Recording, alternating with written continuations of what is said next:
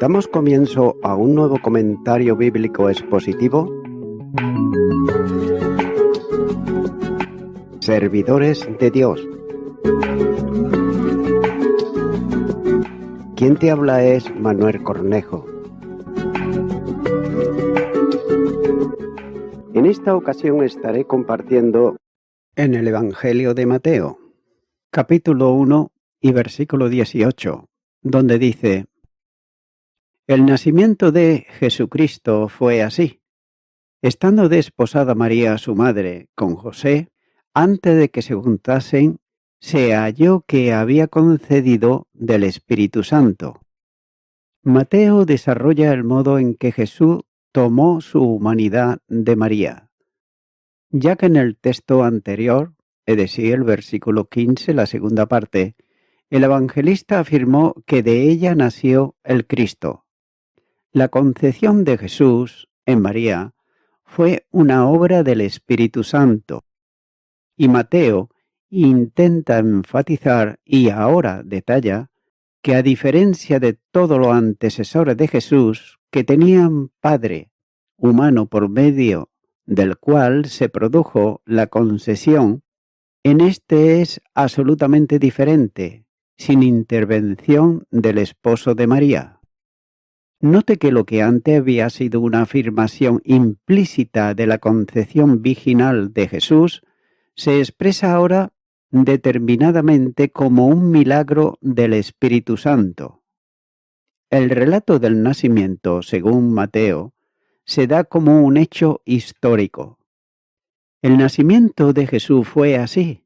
Quiere decir que el relato que sigue corresponde a un hecho histórico probado que ocurrió de una determinada manera y en un contexto definido, ya que entender bien el sentido del texto exige conocer las costumbres judías en los tiempos de Cristo para la celebración de un matrimonio. Es por eso que Mateo dice que María, la madre de Jesús, literalmente la madre de él, estaba desposada o prometida con José. La celebración del matrimonio constaba de dos actos principales. Primero, eran los desposorios o esponsales, que no era una mera promesa de matrimonio futuro, sino un contrato formal en el que se establecía la aceptación por parte del novio de contraer matrimonio en un tiempo futuro con la que sería su esposa, detallando cuándo se celebraría la boda. Por tanto, el novio y la novia se juntaban en presencia de testigos, fidelidad mutua desde aquel preciso momento. Cualquier relación íntima de cualquiera de ellos era considerada como un acto de infidelidad, semejante al adulterio, que la antigua ley mosaica castigaba con la pena de muerte. Deuteronomios capítulo 22 y los versículos 23 y 24 dice: Si hubiere una muchacha virgen desposada con alguno, y alguno la hallare en la ciudad, y se acostare con ella, entonces los sacaréis a ambos a la puerta de la ciudad, y los apedrearéis, y morirán, la joven porque no dio voces en la ciudad, y el hombre porque humilló a la mujer de su prójimo. Así quitarás el mal de en medio de ti. Mientras tanto que la novia era encomendada al cuidado de su padre hasta el día en que el novio vendría a buscarla y conduciría a la esposa entre música y algaraba festiva a la casa que había preparado para ella. Los esponsales no eran una mera promesa de matrimonio, sino un auténtico contrato matrimonial.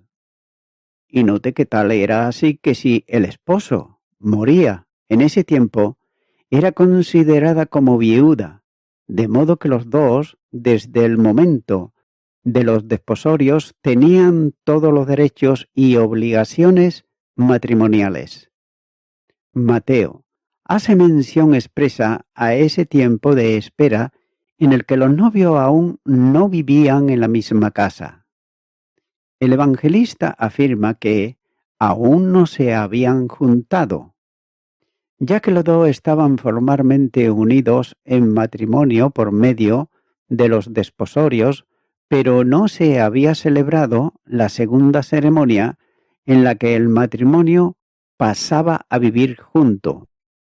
El análisis textual griego exige entenderlo así.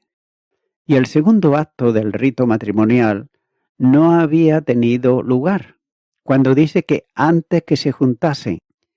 Las relaciones conyugales no tenían lugar hasta después de las bodas solemnes. En este sentido, Mateo se está refiriendo a ambas cosas, la ceremonia de boda y el comienzo de la vida conyugal. Y es en este tiempo intermedio cuando dice que antes de convivir ellos, es decir, antes de las relaciones propias del matrimonio, fue cuando María apareció encinta. Ahora bien, cabe preguntarse cómo lo supo José, el desposado con ella. Probablemente que María se lo había comunicado. Lo que no es posible determinar es si José entendió plenamente que aquel embarazo era obra del Espíritu Santo o no. Pero la duda no puede resolverse a la luz del relato bíblico. Sin embargo, lo importante del texto es la afirmación de que la concepción de Jesús en María era una operación de la omnipotencia del Espíritu Santo. Literalmente, se lee estando del Espíritu Santo, es decir, el estado de María era el resultado de la acción del Espíritu Santo, ya que hablar de concepción virginal es referirse a algo sobrenatural, por otro lado, negado por la lógica humana. La concepción de Jesús es un misterio y un milagro, y por tanto, solo es comprensible por la fe en base a la afirmación del texto bíblico que los creyentes aceptan como palabra inspirada por Dios. Este misterio, como todo el misterio de la salvación, es revelado por Dios mismo y debe de entenderse como todo lo que procede de Dios espiritualmente. La primera carta a los Corintios, capítulo 2 y versículo 14, dice: Pero el hombre natural no percibe las cosas que son del Espíritu de Dios, porque para él son locura, y no las puede entender, porque se han de discernir espiritualmente. La concepción virginal tiene que ver con el reino de Dios, por lo que solo el que ha nacido de nuevo puede ver esta admirable realidad. Note que el texto afirma que María quedó encinta antes de que se celebrase el matrimonio con su prometido José. La comprensión de esta verdad requiere un análisis de los textos paralelos en el Evangelio según San Lucas, pero será suficiente aquí con una breve síntesis de la enseñanza bíblica sobre la concepción virginal de Jesús, ya que el acontecimiento tiene que ver con un cumplimiento profetizado, como señala el versículo 23. La anunciación que el ángel Gabriel hizo a María y en respuesta a la pregunta de ella sobre cómo se produciría la concepción si no estaba relacionándose aún con su esposo, se le indicó que la concepción se produciría como resultado de la acción directa del Espíritu sobre ella. El Evangelio de Lucas, capítulo 1, y los versículos 34 y 35 dice: Entonces María dijo al ángel: ¿Cómo será esto? Pues no conozco varón. Respondiendo el ángel le dijo: El Espíritu Santo vendrá sobre ti y el poder del Altísimo te cubrirá con su sombra, por lo cual también el santo ser que nacerá será llamado Hijo de Dios. Por tanto, podemos observar que en la aceptación de María a esa concepción como mujer obediente al propósito de Dios se aprecia una comprensión del hecho, aunque posiblemente no del alcance que iba a producir. Ya que el ángel explicó a María que la concepción de Jesús se produciría por obra del Espíritu Santo, que la cubriría o envolvería con su sombra. Sin embargo, la acción del Espíritu no implica en modo alguno que la tercera persona de la deidad sea el Padre de Jesús de Nazaret, puesto que en él no existe otra persona que la del Verbo, Hijo de Dios, cuyo único Padre es la primera persona.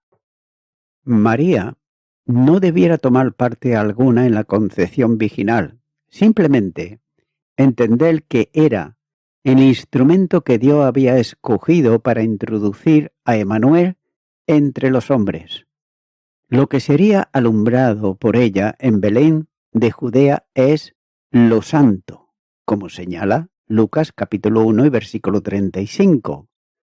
Por la acción del Espíritu, la segunda persona divina queda revestida de humanidad y se hace hombre, haciendo subsistir en su persona las dos naturalezas, la divina y la humana, sin mezcla entre ellas.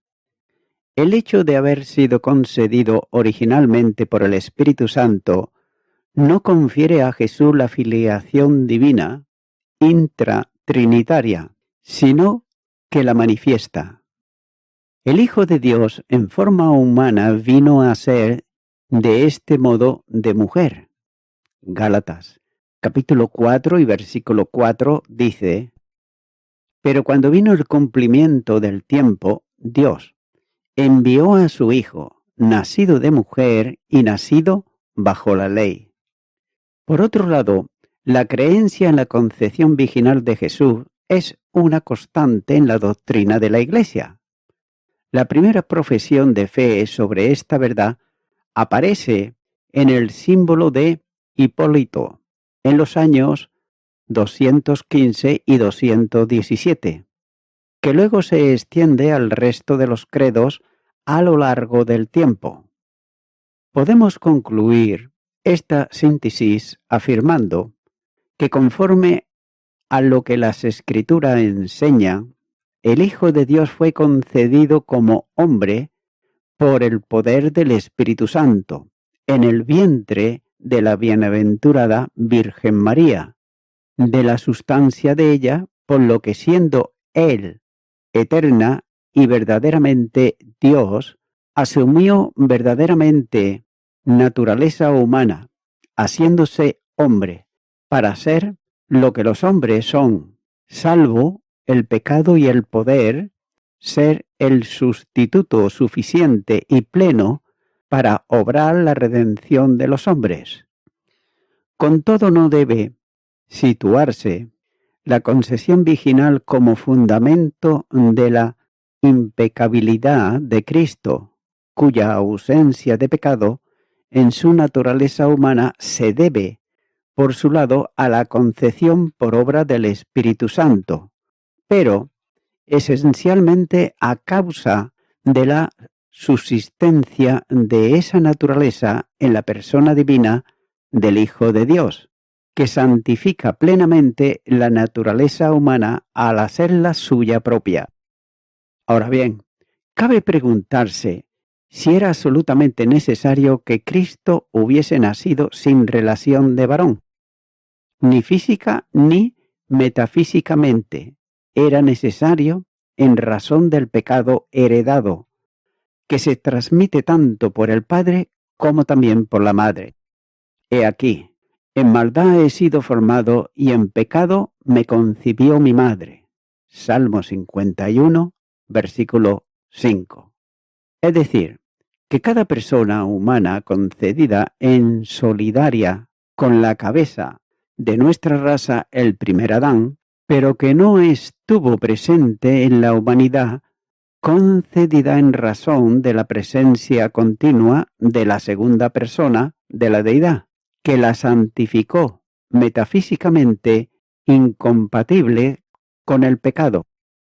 El hecho de que no hubiese tenido padre humano se debe a dos razones principales. La primera, a causa de la maldición sobre Jeconías que José heredó y que impedía que ninguno de sus descendientes heredase el trono de David, como se consideró anteriormente. Y la segunda, en base a que Jesús de Nazaret es el unigénito del Padre, revestido de humanidad, el Verbo eterno de Dios hecho hombre, y aquel Verbo fue hecho carne y habitó entre nosotros y vimos su gloria, gloria como del unigénito del Padre, lleno de gracia y de verdad. Juan capítulo 1 y versículo 14. Y es que por eso era necesario que no tuviese dos padres, uno humano y otro el divino, a fin de mantenerse como único hijo del único Padre. Lucas capítulo 2 y versículo 24 dice: y para ofrecer conforme a lo que se dice en la ley del Señor, un par de tórtolas o dos palominos. Y sigue diciendo este capítulo 2 de Lucas, pero el versículo 49, entonces él les dijo: ¿por qué me buscabais? ¿No sabéis que en los negocios de mi padre me es necesario estar? La concesión virginal de Jesucristo conduce a otra polémica teológica sobre si María, en la concepción y gestación de Jesús, fue portadora de Dios o portadora de Cristo. Note que las dos posiciones trajeron, a lo largo de los siguientes siglos, serias discusiones que fueron despejándose en diversos concilios, ya que si la unión de las dos naturalezas en una persona es una unión hipostática, ambas subsisten para ser Dios-hombre, en un único sujeto de atribución, es decir, dos naturalezas y una persona, o hipótesis. La discusión se estableció sobre si María fue portadora de Cristo o fue portadora de Dios, ya que para algunos, como Nestorio, María en último caso, aquí, María en último caso sería receptora de Dios. Pero, ¿desde cuándo? ¿Desde la concepción? ¿En algún momento después de ella? ¿Quién estuvo en María simplemente? ¿Cristo como hombre o el Verbo de Dios encarnado? Note que si son dos las naturalezas que se unen, sin embargo, el sujeto de la unión es un único Cristo, Hijo de Dios. No hay supresión de las naturalezas por la unión, sino que la divinidad y la humanidad convergen en un único Señor y Cristo, ya que no se trata de un hombre divinizado, sino de Dios hecho hombre. Por tanto, la presencia de la segunda persona de la deidad, que se reviste de humanidad, tuvo que estar presente desde el mismo instante de la concepción por el Espíritu en María. De ahí que se concluya en que María ha sido, de manera que es evidente que María no es Madre de Dios, porque Jesucristo comience su existencia en ella. Ni pudiera la criatura dar origen al Creador, sino que el Verbo eterno tomó de María en su seno el principio encarnativo. En ella y de ella el Espíritu Santo concibió el cuerpo animado por el alma racional al que el Logos se unió, según la hipótesis por la que el Verbo encarnado en cuanto a humanidad como hombre perfecto e hijo de María. El que tenía una eterna existencia como Dios comenzó a tener también una existencia humana, por concepción, en María, prolongando la eterna existencia en la temporal del hombre. Por tanto, Cristo es Hijo del Padre en la eternidad e Hijo de María en la temporalidad de su condición humana, engendrado eternamente por el Padre y consustancial con él, y es engendrado en el tiempo de María y consustancial con ella en cuanto a la humanidad.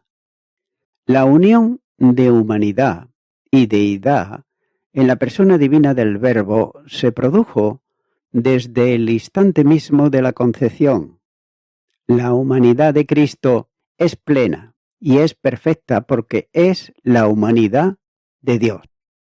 Y voy concluyendo con esto.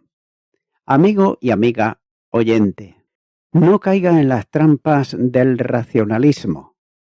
No te fíes mucho de los razonamientos de los hombres pequeños, de aquellos teólogos que giran en las sillas de sus bibliotecas y que dicen que esto no es algo lógico y que por eso no puede haber sucedido.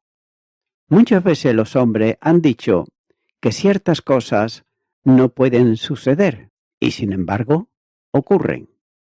Dios es el creador de las leyes naturales. Él puede emplear esas leyes naturales o bien puede ponerlas a un lado para lograr sus fines. La historia bíblica expresa con toda claridad que Jesucristo nació de una virgen por medio del Espíritu Santo.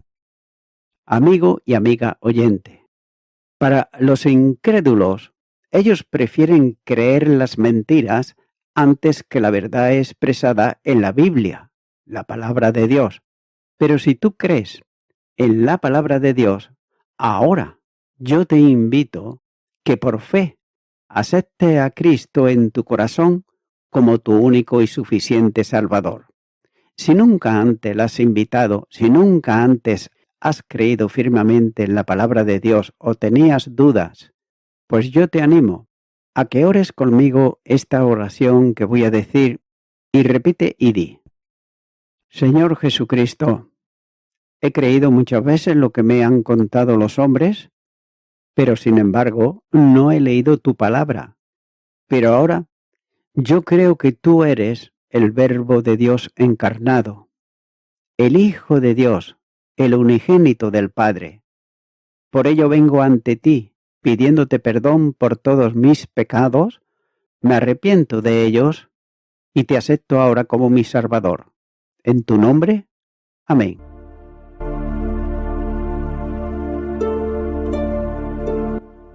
Amigo y amiga oyente, si tú has hecho esta oración de corazón, te recomiendo que comiences a orar a Dios, en primer lugar, en el nombre del Señor Jesucristo. Orar a Dios no es rezar, sino que es hablar con una persona.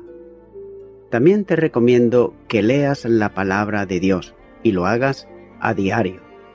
Comienza, por ejemplo, con el Nuevo Testamento.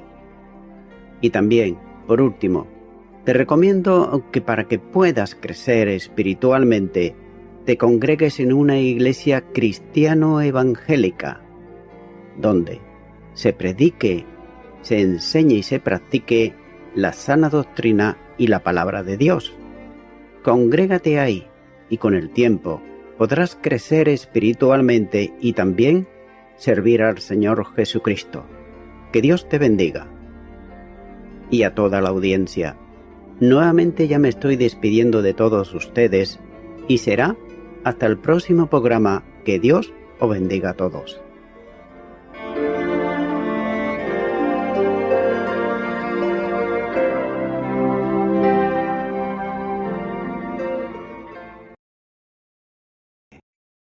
Señor Jesucristo, creo en lo más profundo de mi corazón que tú eres el Salvador del mundo.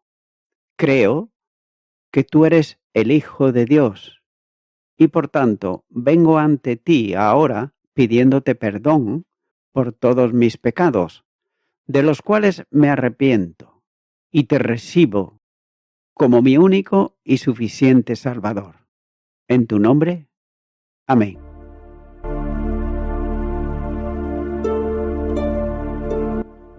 Amigo y amiga oyente, si tú has hecho esta oración de corazón, te recomiendo que comiences a orar a Dios, en primer lugar, en el nombre del Señor Jesucristo. Orar a Dios no es rezar, sino que es hablar con una persona. También te recomiendo que leas la palabra de Dios y lo hagas a diario. Comienza, por ejemplo, con el Nuevo Testamento. Y también, por último, te recomiendo que para que puedas crecer espiritualmente, te congregues en una iglesia cristiano-evangélica, donde se predique, se enseñe y se practique la sana doctrina y la palabra de Dios. Congrégate ahí y con el tiempo podrás crecer espiritualmente y también servir al Señor Jesucristo. Que Dios te bendiga. Y a toda la audiencia, nuevamente ya me estoy despidiendo de todos ustedes y será hasta el próximo programa. Que Dios os bendiga a todos.